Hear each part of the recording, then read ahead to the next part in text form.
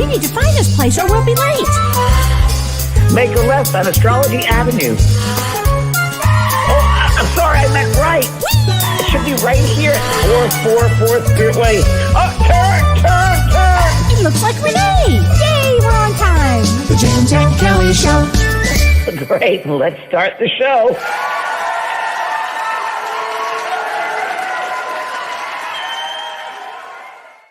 Hello, everybody, and welcome to Both Sides Now and Beyond. And we're here, and we have a very special guest tonight. Kellee's still resting, so hope you all had a great week and an interesting week with 6 planets in retrograde. And we're going to welcome people. 6 planets in retrograde until October 5th, 4th or 5th, I believe Kellee said. Kellee will be watching. And so I've been telling friends, it feels like there's been a giant boot squashing us. And everything we do seems to be delayed, or you have to stop and take a breath and what's going on here. On top of everything else that's going on in the world. So this planets in retrograde slow things down. And it's also, this is a time to stop, again, take heed of what's going on, take a breath, don't jump into things, don't start things new. And it's hard for some people because that's what we do, but it's a time to just reflect. And this is a good time. So hello to everybody, Sandra, Linda, and Bonnie. And Kellee is resting again. She's back and she's not I wanted to still continue some rest. So she's taking these in and wanted to finish her book. So she's going to finish her book. And we have a very special guest with us here. And it is a lady who Shirley, Kellee was working with before me, and they had the show Both Sides Now. And Shirley is a trauma specialist. And we thought, well, who could we have in? That would be a great guest. And Dr. Shirley Impellizzerri. So, Dr. Shirley, would you come on, please? There she is. Hi, Dr. Shirley Impellizzerri. How are you? Thank you. So good to see you. Good to see you. Good to see you.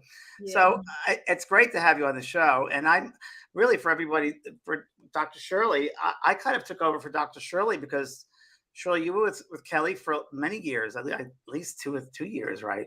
Before I got on here. I think, well, I'm not good with timing, but maybe 4 years. Yeah. I just got really busy. Yeah. And so then you came on, which was so we're playing all together again. I know. And so happy that Kellee's resting. Yeah, Kellee's resting. Well needed rest. And tell people your background, Shirley, so who don't know you. Let's tell them a little bit about your background. Okay, well, let's see. I'm a psychologist, trained at UCLA. And then in 2002, I discovered somatic therapy, it took me such a long time to get it. And it's just a fancy name for body. And so, Okay. I mean, I was just somatic. How do I get in? Whatever. I simplify everything as much as I can. Right. And so I was trained. I was a licensed psychologist, and Kellee's mom was my mentor. That's how I met Kellee. Okay. And I got into that, and it's all based in neurobiology. And basically, trauma is stored in the body. You know, it's that fight or flight energy, that freeze energy that doesn't get to complete. And so it gets stored. And so trauma is actually a physiological, And not get stored, gets stuck, doesn't it? Yeah. Stuck is a really good word, getting stuck in the body. Yeah. Yeah. It gets stuck because you don't get to complete the fight or flight. Sometimes when something comes at you and it's so, you freeze, or the brain will decide what will be best to save yourself, because the most important function of the brain is to stay alive. That's how the species survived. So there's so many people that feel bad or feel guilty, or even as we're watching on TV, we judge people. Well, I would have gotten up and I would have ran, or I would have fought back and stuff.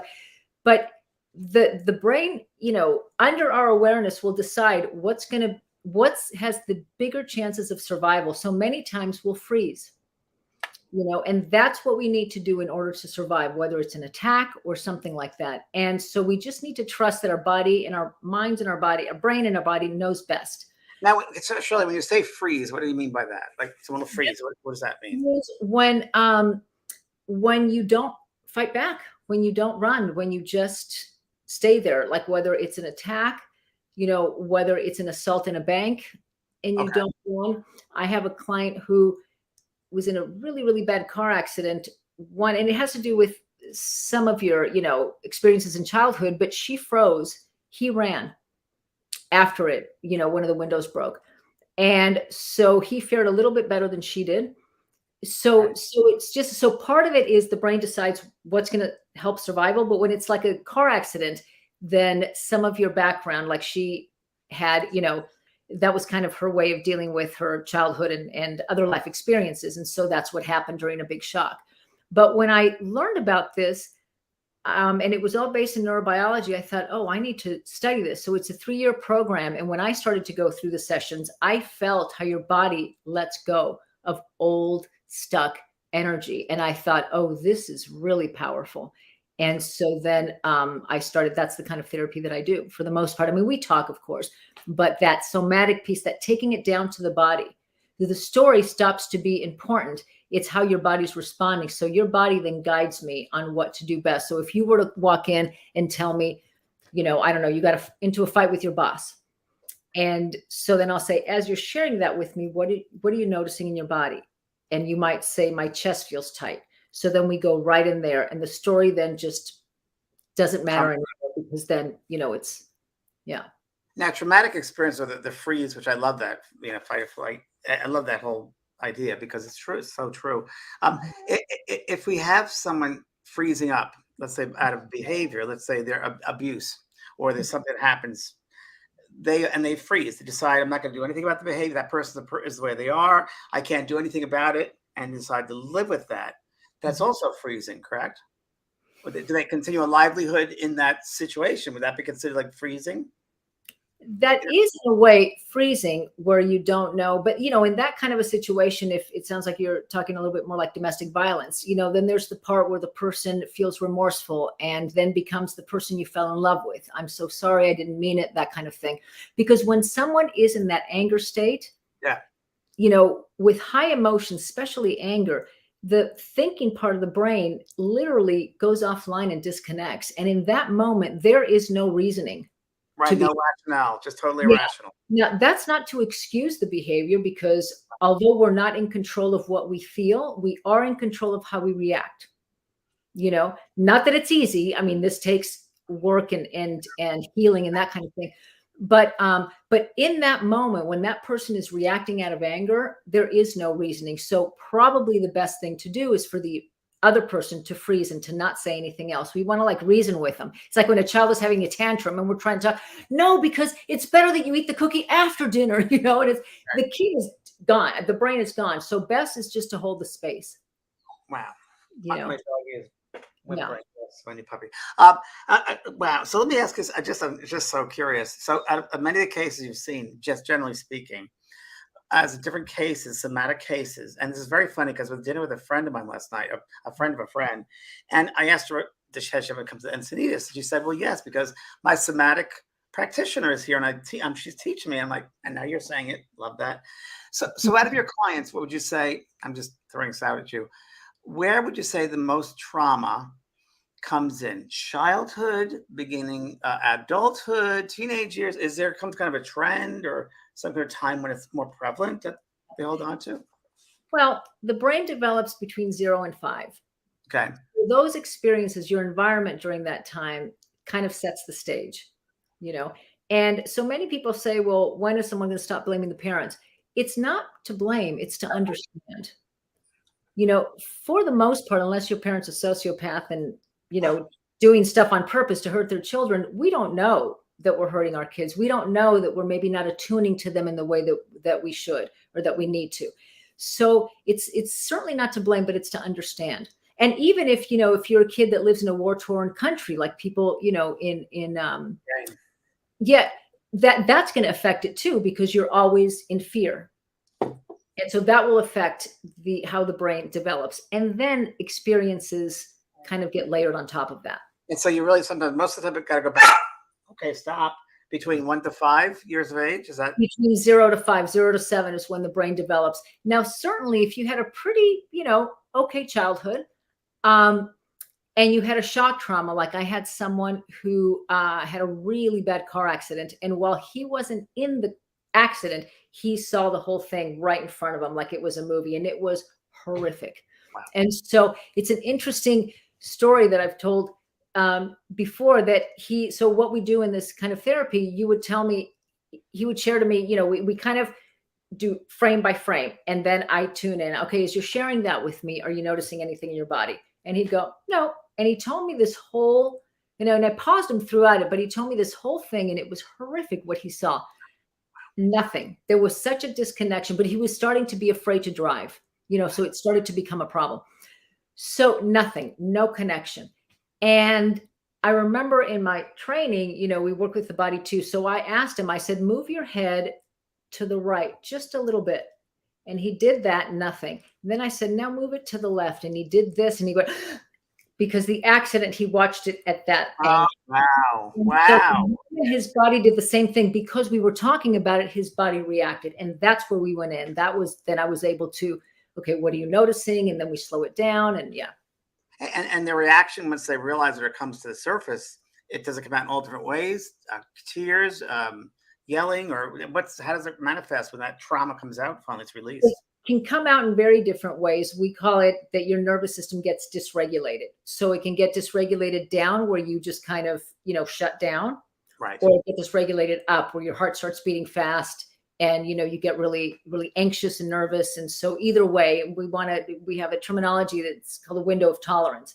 So you want to keep people within their window of tolerance. So if someone is getting very upset, like when he went like this, I not only worked with him to work with that, but I also tried to, to calm his nervous system down. Down a little bit. Well, because that can re-traumatize. So whereas before, like in the 70s, they would do therapies where you would hit something and scream. Yes.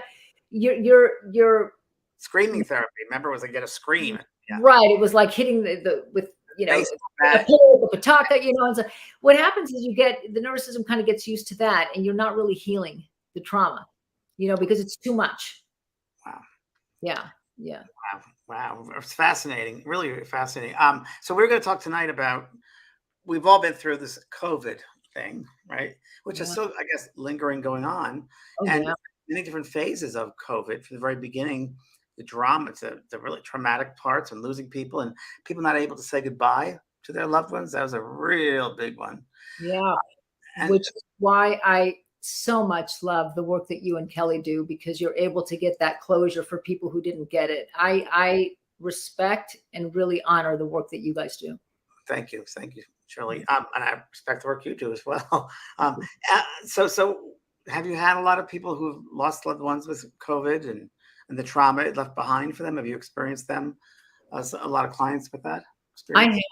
I have. And there's just so much trauma in so many different aspects. I mean, from even just the social isolation, we're hardwired to be in connection with people, and to feel socially isolated like we really did, in 2020 and still kind of 2021 before things started to open up, was huge and hugely traumatic for people. Depression set in and anxiety set in. And then those people who already are a little bit anxious, because anxiety is about fear. And ultimately it's a fear of death.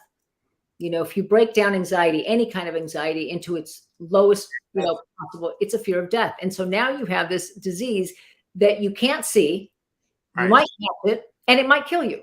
Right. So yeah. And have you noticed? I'm sure you have. It's been, to me, it feels like it's been like a merry-go-round. As soon as it's opened up and people started going out again, and now people are out there, I feel there's a lot of anger out there in the streets. At least where I'm California, where I'm in Southern California. It just seems like people are I don't know, they're on edge. They're all on edge. And I don't know if that was because they were isolated for so long, or what do you think that is? I think it's just, there's so many different factors. First of all, changing our life completely the way it did, that from something that's familiar to something that's very unfamiliar. The brain doesn't like unfamiliar. It feels unsafe with unfamiliar, even if the familiar is something that's not great. Like how many times have we heard, she married her father, because unless we've worked through developmental trauma, we've healed those wounds, we will create a similar environment, because the brain feels safer with what it can predict. The brain is an anticipatory organ. So it'll predict the future by what it's experienced in the past. So people that have gone through some traumas with COVID, that can bring up their past traumas as well. So that can bring up the social isolation can bring up trauma, the adjusting to having to isolate and work out of your home, or losing your job, unfortunately. And now people are actually having, difficulties reintegrating in life, because now we've gotten used to this, and we still feel that there's something out there that we can't see, that if we catch, can kill us. Yeah. So it's almost like living in this, in this, um, in this anxiety kind of ridden state. Totally. And I so always on high, always red alert, red alert. It's like, exactly. So when you're feeling like that, then you can go into anger very easily. yeah, yeah. What about just from a spiritual point of view, if you have a spiritual heritage or a background of some kind, how do you handle this? And people have asked me that, and they say, what is COVID? Well, number one, it's a lesson, right? Or lessons. You can't just say it's one thing, because it could be many things. Patience, it could be forgiveness. I mean, there's so many so much involved with it that we can't say it's just one lesson spiritually, but it involves so many different aspects, if you will. But the one thing I think which helps in this sort of a thing is where there's a sense of community. If you have a sense of community with trauma, with COVID, people have been through it, whether it's through a hospital, whether it's social services, whatever it might be, or a spiritual gathering, social gathering, even being here with people of like mind, speaking about it and having a place to go to and talk about it. Do you think that's one way that people can recover from, or start to? Absolutely. Absolutely. To find any way where you still feel that sense of connection, even if it can't be face to face. Yeah. And I think a sense of awareness or mindfulness, comes in, being aware of, maybe it'll force us to stop and pay more attention to what's going on. And I thought it was, when COVID first started, I started a show called Soul Care every day. And it was really to help people to be in a positive space instead of a negative space, because I could tell people were freaking out. And I wanted to give them, because it was negative fear every day on the news. And I wanted to give a place of positivity. There's something to look forward to. There's a bigger picture, in other words. Yeah. Yeah. And I think maybe it is for some people to, I said at the very beginning, it's an opportunity to go within. And they used to tell us to stay at home. You can't go out. I said, no, go within to your heart and Yes. find out who you are. It's an opportunity to do that. Mhm. And I think some people have, and their lives have changed. And I think some people have not. Yeah. Well, actually, I see it as because you had to sit in it. You couldn't distract yourself. Those people that are workaholics and distract themselves, right after work, they go with friends and then they do this and they do that. It's all about, distracting so you don't sit with yourself. And so my practice went, got Crazy. twice as busy when with it. And I'm actually seeing, I think on the other side, we're going to find people who are a little bit more emotionally healthy once we deal with the effects of COVID in and of itself, of course. But it really got people to go into therapy because they couldn't sit in it.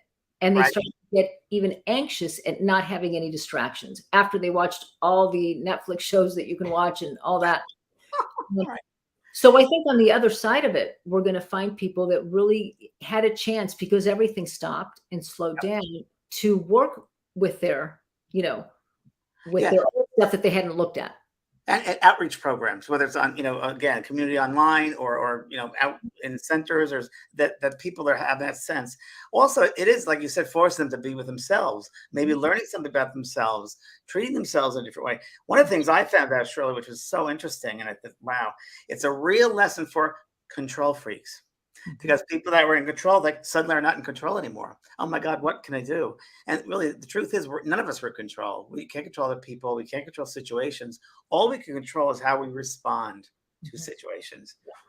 Exactly. Right? But that is, people who, as adults, find themselves with a need to control their environment, that kind of lets us know that they felt so out of control as kids, that the world was so chaotic, that now they feel safe, knowing exactly where that napkin lies, knowing exactly where, everything is. So it's actually, it's important to view it that way, that there is a valid reason. There's a valid reason for everything that we do and that we think. We may not like it, and we may want to change some things, but there's always a valid reason for it. Sure. Yeah. I agree with you. I think people are becoming much more healthier, emotionally healthier, if they stick with it. And it's an interesting situation, because which path are you going to go down? That anger, frustration, blaming mode, or more awareness, or bigger picture, expansion, self-awareness. We have a choice. Yeah. And exactly, the bigger picture, like people who tune in to watch you and Kellee already kind of have an idea of like that, because I would, one of my spiritual teachers once told me, you need to remember that everyone's on their own journey. Yeah. So when you think about, as you mentioned, people who at the beginning of COVID, were dying alone because nobody can go visit them, I would ask you, there's got to be a spiritual connection to that, or spiritual explanation to that, or an agreement that was made before. And maybe that's the way the person wanted to go, which then affected the person who survived to work on themselves and other issues. And so there's always an effect. There's always an effect. I would think that by the great intelligence beyond this world, there's such a great intelligence there that moves planets, and we have seasons, and that there's something besides what we humans know about it. There's something else going on. I agree with you. And whatever those isolation lessons or patience or control lessons are, there's got to be something about it. I don't think, and I might be totally wrong, that I don't believe things happen as arbitrarily. I really don't. As arbitrarily as they appear, I think there's something behind that. There's a divine intelligence of some kind. And I don't know, it's hard to say it's just one single thing. But if I think with COVID, it's a overall, it happened to the entire world. So it's forced the entire world to look at also what our value system is, what's important to us and what is not important to us now. Politically, we're seeing that coming back and forth now. We're getting extremes. What's important, what's not important, our values. So we have to look at all that. Right. Exactly. And also, part of it, because of course, people are now suffering also from long COVID, and that's causing depression, anxiety, sleep disturbances, PTSD. And it really is, it's stress about the potential of, of having something that's fatal, and also feeling not yourself for such a long period of time, is bringing in all these different symptoms. The important thing is, I think the best way to get through it as much as possible is to accept what you're noticing and what you're feeling and sit with it. So with depression, when you take it to the body, it could be a heaviness in your chest. It could be heavy legs, and you sit with that sensation. All sensations pass, all emotions pass. They always do. So if you sit long enough, you're able to, your nervous system and your mind is able to go, oh, wow, this was really scary. And it passed and it dissipated. So it allows you to feel a little bit safer for the next time. With anxiety, what does anxiety feel like? Is it your heart beating fast? So then you tune into that heart racing and wait and notice if there's any shifts. That helps with all these symptoms, because, if we're fighting against what we're feeling, then we're just adding to it. So I'm going to say the same thing in a different way. Same thing. So, and I love that.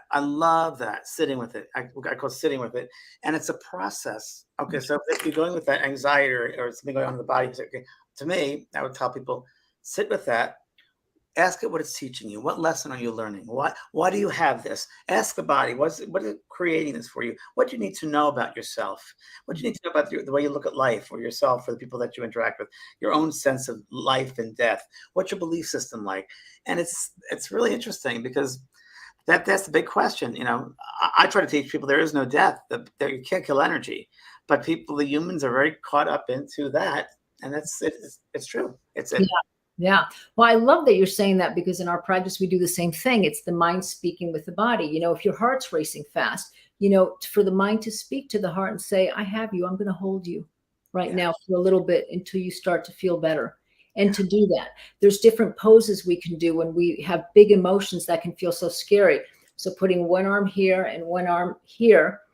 And because you're using opposite sides of the body, it feels like you're being held, but you can contain that big emotion that's coming through you. Another one I like, that one, which is very similar, very, very good, Shirley, is if something comes up, I tell a client, if something comes up and you're feeling something bad about yourself, or you're angry at yourself, I said, just close your eyes and imagine that you're holding a baby, and look down at that baby and look at that baby's face, and it's you as a baby. How would you nurture and treat that baby? Right. Oh, that's beautiful. I'm gonna use that. Use it. Take it. Use it, please, because that's so beautiful. Because the one I use is, would you tell your friend the same thing you're telling yourself? Would you tell your friend, hey, you're an idiot, get over it? Wow. And people look at me horrified. No, I never would. then we treat ourselves so differently than how we would treat others. And to view ourselves as that baby is such a beautiful image and beautiful metaphor. And just as you were describing it, I felt my body kind of a calming, a letting go, because babies are just so pure. We all come into this world with an open heart, ready to love and to be loved. True. And I often say, maybe using different words or different scenarios, but I also say to people, instead of the baby, I'll say, everybody is God. So try to find that God, and you yourself with that divine light.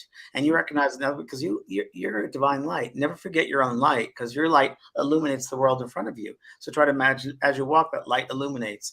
And I say also, Shirley, do something good for someone else that day. Treat someone, change the energy. If you're feeling bad, go out and help somebody, smile at somebody, change the energy in a positive way, because it comes right back. It really does. Oh, yeah. Smiling is such a simple thing to do. And I've tested it and done it. And you see someone just smile back, and especially because you said about this is worldwide. So on the one hand, although we were very isolated, we felt a connection with the world because everybody was going through it. Exactly. And so to smile to someone and they smile back, and you notice your body just kind of calm, it's just such a beautiful thing to do. And it feels good to help someone. It feels good to make someone feel good, And I'm going to tell you, a friend of mine, a really good friend of mine from Laguna Beach, we used to live up there. Her name was Veronica, and she lived down the street from me. And she passed over. She was in the late 70s when she passed over, and she said to me, we used to have tea every afternoon, and we used to talk spiritual things.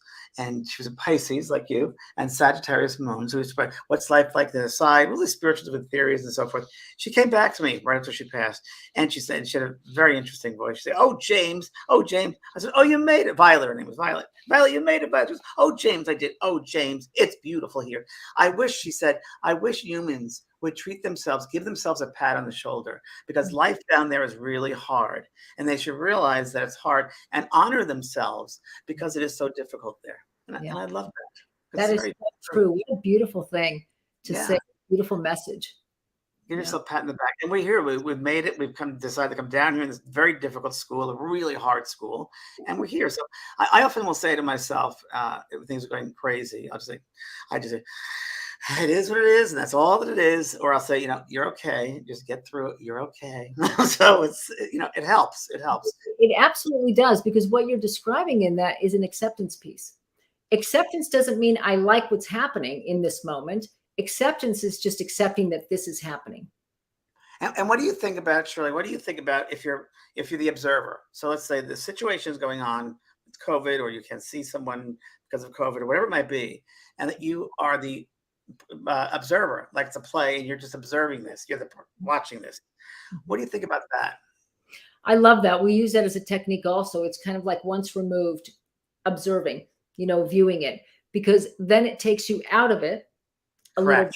little. Thich Nhat Hanh used to say something beautiful. He would say, whenever you felt a strong emotion, saying, the emotion of anger is running through me right now, or I notice the emotion of fear is running through me right now. So it separates you from the emotion. And when you have that perspective, it's a little bit easier to be with it and to not react to it. And it's not you. It's not you. It's just what's going through you. It's what your experience, what the body's experiencing. It's the experience of that. You'll be the observer of it. And this is what's going on now. Okay. Just like I do every day, is I love to observe people. Give me a shopping mall any day, and I'll sit for hours just watching, watching people. So it's great just to observe people. And I observe myself, and I'll observe if I have a knee-jerk reaction, if I'm being kind, if I'm being an asshole. I'll know all of it. I'll just observe it, and I'll step back, and I'll forgive myself, for somebody's acting out with that really quickly without thinking or stopping. Because listen, we're human. We're here in the school to learn, and we're not, perfect yet. We wouldn't be back here. Exactly. And if you tune in, if you're not sure why you're having a reaction that you're having, and tune in to the body, to the sensation in the body, many times up pops either a memory or a thought that ties in why you're having such a reaction to something. People call it overreacting.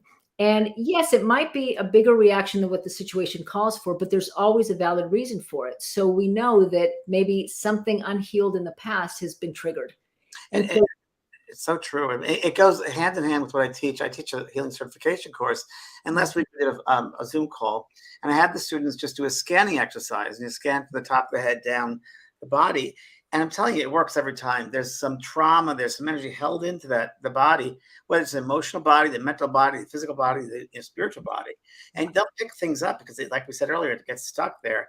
And that stuff does get triggered, doesn't it? When certain circumstances. Yeah. Many times it's just giving it enough time to complete. All energy and all sensations have a I don't know, lifeline or a curve, right? And they all complete. I remember I was, I went on vacation a few months ago, last month or August, and we went to Greece and we were up at the Parthenon.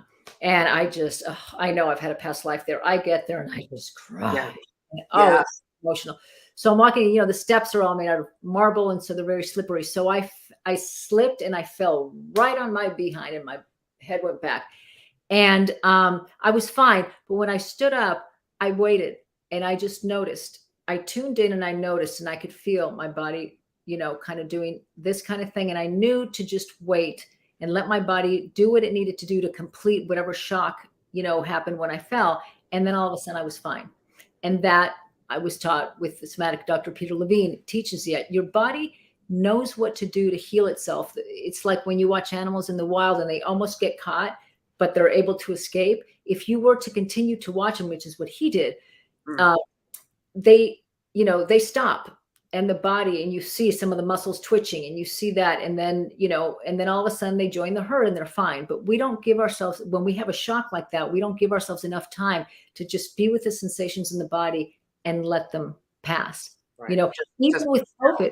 Yeah, even with COVID, because people who have COVID might get a, really bad headache, or their body feels so tired. There are physical manifestations of COVID, and it's important to sit with them and let them complete.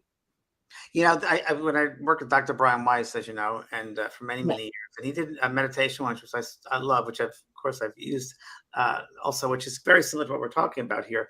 Yes. And one meditation he would do is you become the dis-ease or the ailment in your body, and you go into this deep, meditation, if you will, altered state, and you become that, and you ask them, okay, what am I teaching the body? What am I teaching this person that's hosting me? What is the lesson here? What's happening here? And it really, really works. And even with COVID, I've had some clients of mine ask that who've had COVID and who have people that have passed with COVID. And they all have different answers, but a lot of it comes down to love of self and love of another person. And again, it came down to a lot of values. What's valuable in my life? What's important in my life? What is not important in my life? A lot of that similarities. I love that. I love Dr. Weiss. I know you do. Yeah. Oh my God. Yeah. When I read that book, I was like, but that's absolutely true, because emotions really is the way the body communicates with the brain. So if we're feeling anxious, or if we're feeling sad or depressed, what is my body trying to communicate to me? And view it from that way. And all of a sudden up will pop a thought in your mind, and it'll just kind of land there, and it might help you, expand on what you're feeling. So I love that. That's exactly right. Let's get some questions. Terry Timmerman here says, I've had COVID for a month now. I've learned to slow down and accept that it's okay to slow down. Totally. It's okay to slow down. Yet the world will go on, and I'll be well sooner or later. My choice is now. It's okay to take care of me. Very good, Terry. That's beautiful. That's beautiful. That's exactly what it is. I went to a class where they were teaching mindfulness. Mm-hmm. And so the guy puts us in a meditation. And so we're in a meditation, and I am feeling about as anxious as I've ever felt in my entire life. And I'm thinking to myself, what the fuck? Why am I so anxious when I'm supposed to be relaxed? This is a meditation. So then he says, and now ask yourself, can I be okay with what I'm noticing in this moment? And I think to myself, no, I can't, because I'm anxious. I shouldn't be anxious, right? So then he's not knowing that I'm thinking this, because we're all in a meditation. He says, and if you're not okay with what you're noticing, ask yourself, can I be okay with not being okay with what I'm noticing in this moment? It's a good one. He is being in the moment, whether you're okay with it or not. It's that acceptance piece. And it's exactly what Terry just shared with us. Yeah. Yeah. Very, very good. Excellent. Excellent. Let's see. Linda Spear. Okay, let's see. Here we go. I was more concerned about my animals at home if I passed from COVID, pneumonia, and sepsis in January. I have since made preparations. I have long COVID, so my body is still having issues. Mm. What do you think about that, Shirley? Yeah, yeah. Well, the long COVID it's part of it is, again, that acceptance piece. It's some of the symptoms are because it's stress from enduring a potential fatal disease and you're still feeling not how you remember feeling before. So that can create a lot of anxiety. It's a fear of illness. It's uncertainty of the future. And in this case, her being concerned about what will happen to her animals. Mhm. It's the traumatic memories of the severe illness piece and the isolation. And what if something happens and nobody will know because I'm by myself? So it's all that. And part of it is just being with what you're noticing. It's not easy. And you wish you didn't have that. But being with it helps reduce the anxiety in that moment. Doesn't seem like much, but it does help. And I've noticed, and Kellee as well, we've had a lot of people have health issues. A lot of people around us, light workers, it was very interesting. Yeah. And myself, I had a problem with my knee, and I've never had that before. It's like really weird things lately. Mhm. And it's caused people, I think, to stop, really take heed, they take a account of what's going on in their lives. Again, what's important, what's not, and realize all we have is today. We're not promised tomorrow. We only have today. So do everything you can today. If tomorrow's your last day, do it today. And I think, Shirley was talking about preparations. I think it's good to have things prepared. I think it's great to get everything ready to go because you never know when your last breath will be there. Yeah. Yeah. Yeah. And be, patient with yourself. And if you're having responses and issues because you've been going through long COVID with just not feeling yourself for such a long time, to just be compassionate with yourself. So many people use the term that we use in our society, I'm feeling sorry for myself. And that to me has that negative connotation. Right. We always rephrase that with saying, oh, you're feeling compassion? You're feeling self-compassion? How lovely, because that's what it is. We should feel compassion for ourselves and what we're going through. And sometimes we just want to be in it and feel, that sorry piece, but feel compassion for ourselves. Wow, I'm having to experience this and this doesn't feel good. And I guess really it's also, can I just throw this in here, work with Brian Weiss for many years, it's part of being human. It's the human experience. So it's part of all the different human experiences that we're going through. And I guess it would be a sort of, don't attach to it, don't attach to just one thing, just kind of like, here we go again, observing it, going through it, but not letting it own you, right? Exactly. Well, the brain has a negativity bias. That's how the species survived, because it was more important to remember the gray cave was the one that housed the bears that killed my friend, or the other cave didn't, and it was fine. And, who cares about that? I have to remember that this cave could kill me. So we have a negativity bias. So we are kind of conditioned to remember all the negative stuff.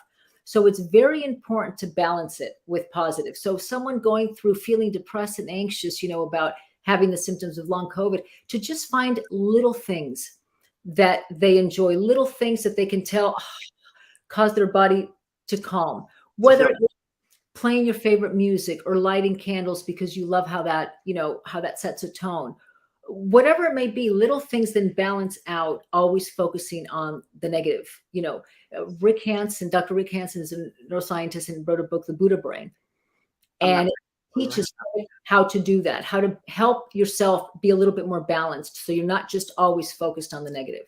It's all moderation. It's all just keeping in balance. It really is. But you have to do it very consciously, because the brain will automatically go to the negative. So you have to be very purposeful to focus and to let in something that, we'll put on the positive column, right? Something that feels soothing or something that feels calming. Right. So I dance. I'll dance in my living room and play funny songs. Why am I not surprised? And I love it. Why not? And I have to throw this in here too. Obviously, the more someone is more spiritually, that aspect, they're a soul having a human experience, not the other way around. You're a soul having a human experience. That relationship helps. It certainly helps assist people to realize this is a physical body and there's a brain, but we're also bigger than that. We're the soul. And this is just the physicality happening, the physical part of us. It's a good Absolutely. I love that. To me, it's being curious. Curiosity. One of my teachers told me curiosity is the antidote to judgment and criticism. So if I'm curious, even if I don't like it, I'm curious. Wow, why am I feeling sad in this moment, or why am I feeling? And to be curious about it completely switches the energy of it. Yeah. I call it the art of discovery. Yeah. Go through the art of discovery. Here's a great one from Sam. Sam Beadle said, "Do you recommend anything for someone with PTSD, Dr. Shirley?" Yeah. What do you recommend for it? Well, it's working through it, with finding a therapist and having someone help you, because PTSD is about flashbacks from experiences, and especially people who went through really, really bad physical symptoms of COVID will have PTSD. The moment they feel something in their body, they'll remember the worst part of it. And so that can create panic and create anxiety and depression. So I would find a somatic practitioner that can help you kind of be with whatever shows up and hold the space for you to be with whatever's showing up, and wait until it passes and heal whatever it may be triggering. So it's really important. I would work with a therapist who has some training in somatic and body work. And there is a trauma healing.org. Is there Yeah, that's the website. Yeah, traumahealing.org. That's a really good website, and I've referred a lot of people there. Kellee is as well. It's a good one there. Yeah, it'll give a list of practitioners in your area, and it's worldwide. Yeah, it's worldwide. Exactly right.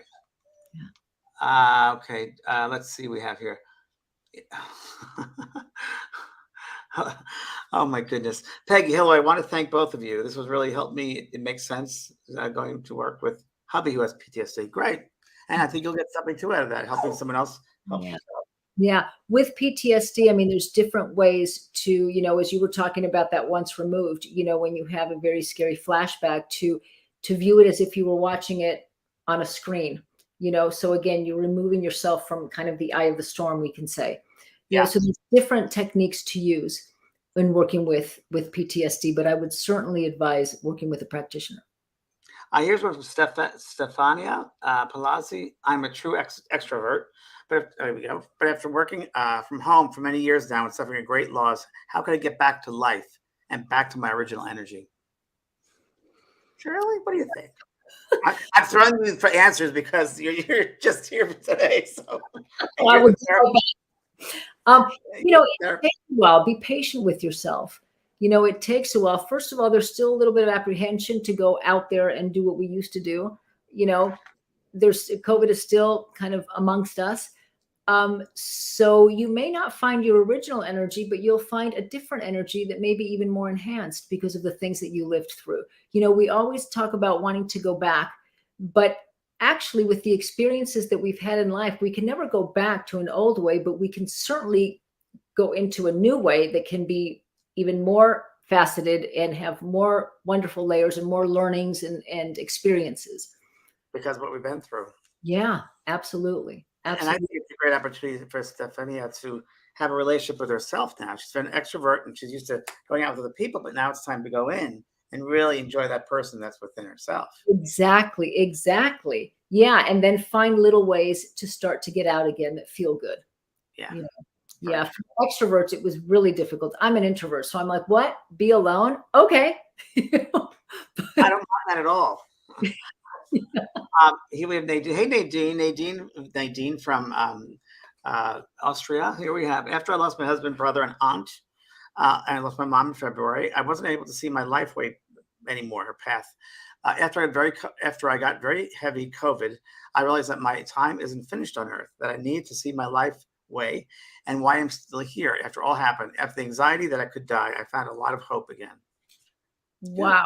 So that's a beautiful example of what can happen after so much loss. I mean, that is so much loss, and also, fearing your own loss, because she said she got COVID as well. So it's always looking, it's not to put rose-colored glasses on, but there is always the other side to trauma, and maybe learning and deciding what side we want to focus on and what side we want to,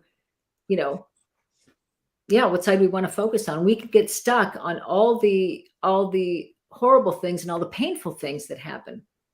What's again, going back to that, what is the lesson it's teaching me? And I know personally from Nadine, I did a reading with Nadine, lovely, lovely soul.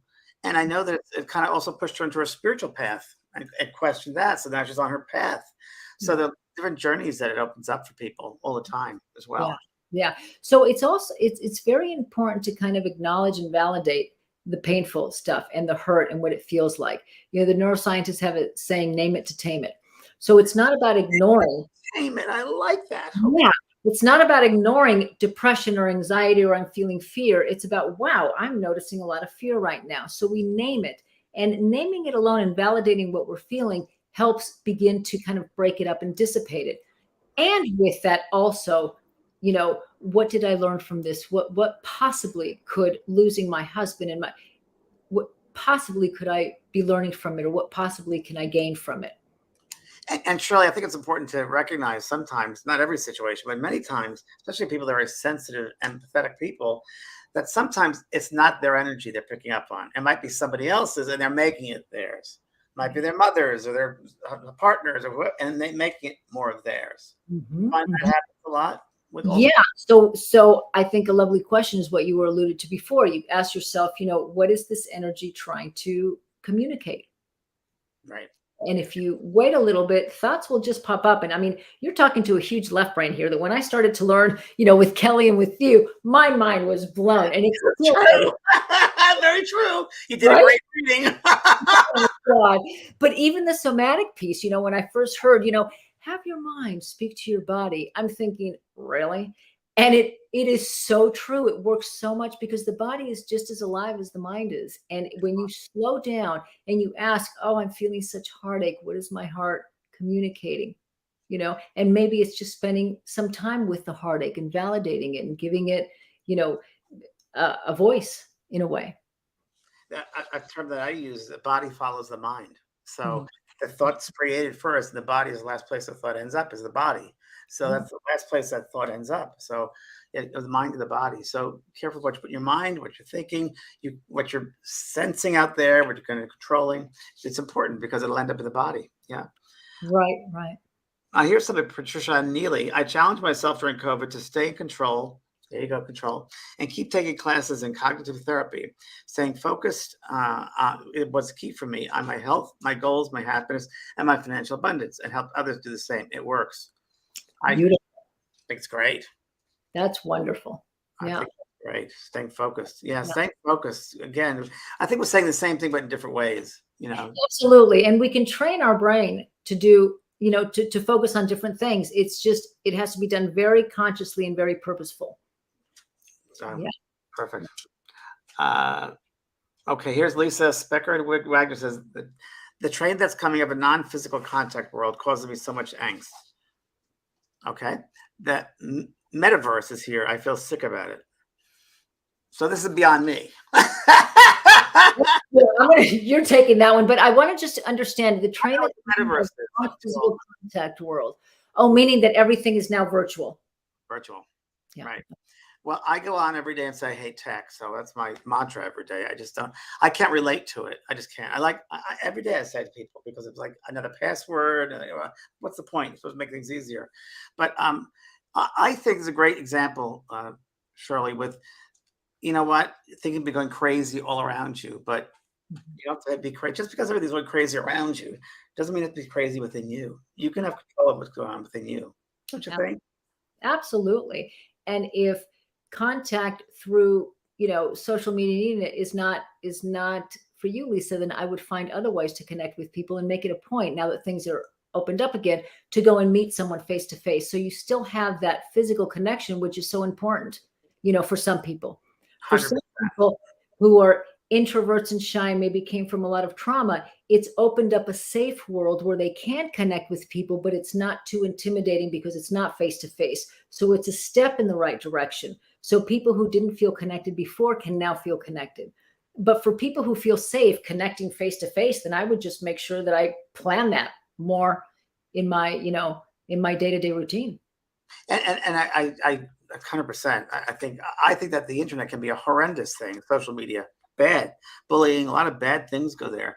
And I agree with you. Don't use it if that's not working. You don't have to go out in other ways, or restaurants, or gatherings, or, you know, go to the concerts. There are many things you can do. Yeah. I go to the garden, for God's sake. So yeah, I go to doggy parks, but there are ways of socializing outside of the computer. I mean, that's me. I've never understood that anyway. But and the one thing I just wanted to talk about, Lisa, with the train that's coming of a non-physical contact causing me so much angst. You don't need to be afraid of death. There is no death, Lisa. Do not be afraid of death. It's a very positive, natural experience. Nothing to fear. It really isn't. There's nothing to fear. It's quite the opposite. It's something to look forward to. And it depends on how you lived your life. If you lived your life in love, nothing to worry about. Treat people decently, nothing to worry about. Don't let, so it comes down to, like you said, Shirley, fear of death. Everything comes down to fear of death. Yeah. Now, I would be curious, why it's causing you so much angst. Not that it causing you angst, there's anything wrong with it, but I would be curious as to why this is causing me, so much angst, as she's saying, because there might be something that it's triggering that has everything to do with her and an unhealed wound from the past. Maybe grew up in a home that was a little neglectful and there wasn't a lot of social interaction. So the idea of the world preferring this as opposed to, face-to-face touch contact would feel awful, so it could be that. So maybe this is an opportunity to heal those wounds of neglect. Right. So everybody, as you can see and you can observe, Dr. Shirley is an incredible intuitive, although she will say but that's incredible insight you just had. You are really, she's amazing. Without knowing it, she's amazing. So thank you, James, coming from you. Oh my God. Oh, I've told you that before, young lady. And, yeah, I mean, really, you're quite incredible. So it's, let me ask, are you open to receiving new clients? Are you pretty booked up? You're pretty closed down? I'm pretty booked up. If someone is flexible in their schedule, then I'll do my best to try and get them in. The important thing to know is I'm only licensed to see people in California. So if you live in California, it doesn't matter where, then I can do that. If you live in a different state, then I can't. Okay. Okay, yeah. Great. Okay. And if not, people can go to traumahealing.org, of course, if you would like to work on some trauma. And find a practitioner that's trained in working with the body to heal trauma. Experiences. Yeah. Okay, let's see. Here's one from Robin Kane Kirby, which says, once you tame your inner empath, you become the eye of the storm, calm within while there is chaos outside of you. So I'm just saying, yeah, exactly. Absolutely. Right. Yeah, that is so true. And Ann Margaret's asking thoughts on EMDR. What is that? EMDR. EMDR is a type of therapy also that has a body component to it, but it's bilateral stimulation of the brain, which, Francine Shapiro, who created it and discovered it, found that it can, I don't know if this is the right word, consolidate trauma or heal trauma so it doesn't continue to affect you. So you just have to make sure that you're a good candidate for EMDR. It stands for eye movement desensitization, something like that. Yeah. So they used to use, a finger that you would follow your finger, so the eyes would move from side to side. But we do it now with, tapping. You can do tapping and sure. Stimulating bilaterally. Yeah. Yeah, I have a question for you, Shirley. Let's say you have a partner with someone and they need help. Mm-hmm. And let's say it's PTSD from COVID or whatever it might be in life, and they're not open to it. What do you do as a partner or a concerned one? What do you do for that person? That they're not open to seek help? A therapist or getting help, and you have to live with them or be part of their life. Yeah. What do you do in that case? Well, I think it's understanding what's underneath that, because that certainly, I guess, would be fear of looking into things. Mm-hmm. Some people feel that I don't want to open that Pandora's box. And so maybe understanding them at that level and not at, what they're saying, and holding the space. Maybe when they're having a reaction, we try and use reason to calm people down. But really just holding the space in and of itself will calm them down, because then they'll get the opportunity to feel, the height of anger or fear. And then as it starts to dissipate, so holding the space for it, not saying much, maybe just validating what they're saying, mirroring what they're saying. I can see that you're really scared now. Let's sit with it, or whatever it may be, right? You don't want to sound too shrinky, but they also might not want to go there, but they want to just stay stuck where they're at, because that's been their life, right? And we can't judge them, but we have to be compassionate. Exactly. Part of it is just accepting that that's where they're at. Now, how it affects you and your life is something different than you need to be curious about. But for them, everyone is on their own journey, and it's, what they're ready to or not, to face. Yeah. Sure. We have Michelle Jones. My partner committed suicide. I use the word completed now. Completed suicide, age 33. And decided to return. Interesting time to go. I was so happy before. My life got tipped upside down. Our youngest, just 9 months old. My brother moved in. That's a tough one. That's an advanced soul lesson right there. My brother moved in, helped me with my 3 boys. Got murdered, age 27, 7 months away. Wow, big advanced soul lesson. Whoa. I literally knew it passed before he got to the hospital. I could hear him. He couldn't get back in his body. I had spent months trying boards, everything to connect with my partner. And overnight, I was given the biggest, scariest gift of my life, mediumship and knowing there was more. Oh, that's great, sweetheart. Wow. Wow. You're a strong soul. As I said earlier, many times circumstances, deaths, and so forth, pushes someone on their journey. But boy, it seems like, Michelle, you were forced to go on the journey because, gosh, what else can you do to make sense of all that? That's a lot.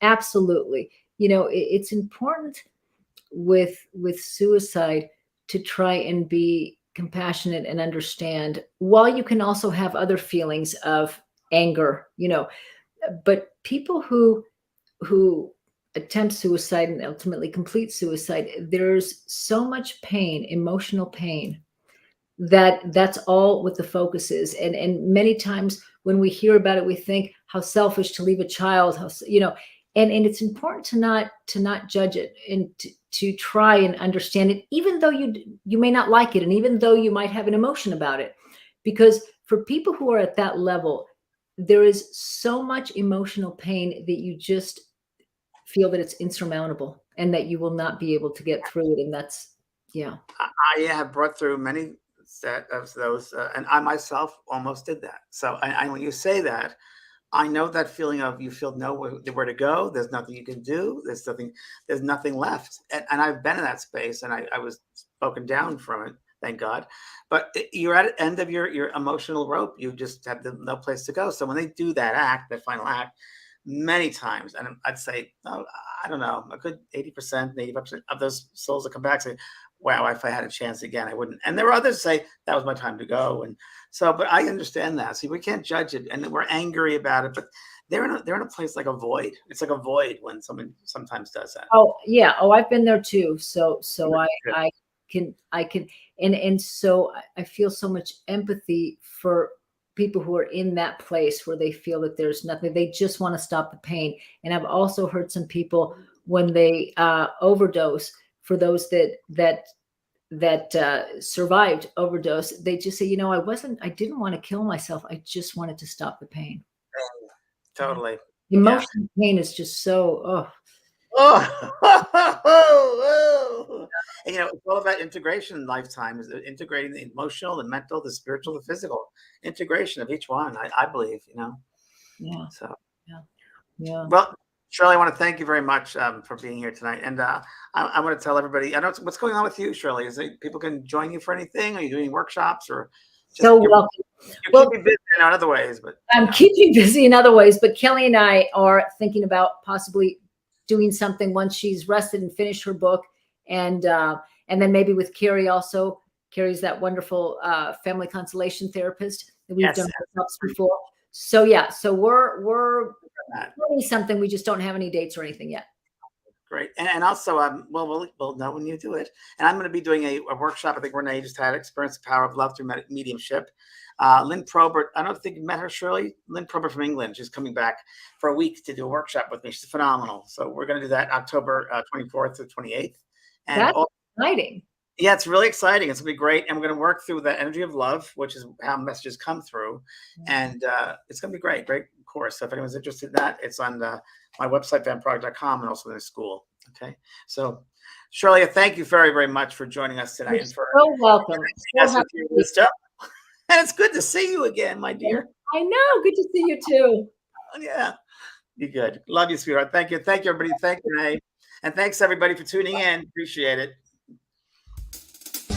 You've been listening to Both Sides Now and Beyond, featuring spiritual medium and master teacher James Van Praagh and spiritual medium and psychotherapist Kellee White. That was great. Maybe we changed some lives. And maybe opened up some minds. Which way do I turn? Right. I mean left.